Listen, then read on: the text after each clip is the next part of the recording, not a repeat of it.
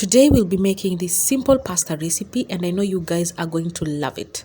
And all you're going to need is just grab a pan, add some water, and we're going to go in with 1 teaspoon of salt. Allow the water to come to a boil, and then we're going to add in our pasta. And you can use any pasta you like. So you're going to let this cook for 3 to 5 minutes. So try not to overcook your pasta, guys. Remember, we are going to cook it again in the sauce. So the only way you'll be able to know if your pasta is ready, just take a bite, and if it sticks to your teeth, then you know your pasta is good to go. So we are going to drain your pasta and set it aside.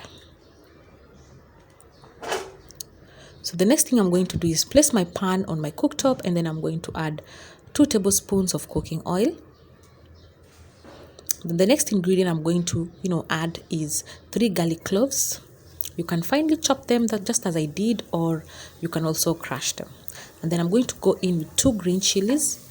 And if you don't like chilies, feel free to skip them. Just keep on toasting them until they're nicely browned. And then the next thing I'm going to add is 1 cup of tomato puree. And you can make this at home by adding 2 tomatoes into your blender and pulse them until you're left with the chunks of tomatoes inside. Then you have your homemade tomato puree. So I'm going to go in with half a teaspoon of salt, half a teaspoon of oregano leaves, and finally half a teaspoon of mixed spices. So mix that well, and then I'm going to add my 2 favorite ingredients. So that is 1 teaspoon of curry powder and 1 teaspoon of coriander powder. If you don't like these spices, just feel free, just use whatever you like.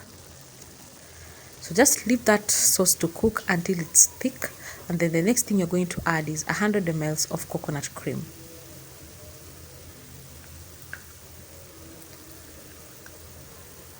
So mix that well until the coconut cream is well blended with your sauce. Then you're going to go in with our pasta. So just keep on turning and tossing your pasta until it's well coated with the sauce. And voila, your pasta is ready. One of the reasons I really enjoy this, this recipe, it just takes 10 minutes. So if you don't have, time and you just want to fix yourself a quick meal, then you can definitely try this recipe. Until next time, let's cook, eat and enjoy. And don't forget to check out my YouTube channel for more amazing recipes.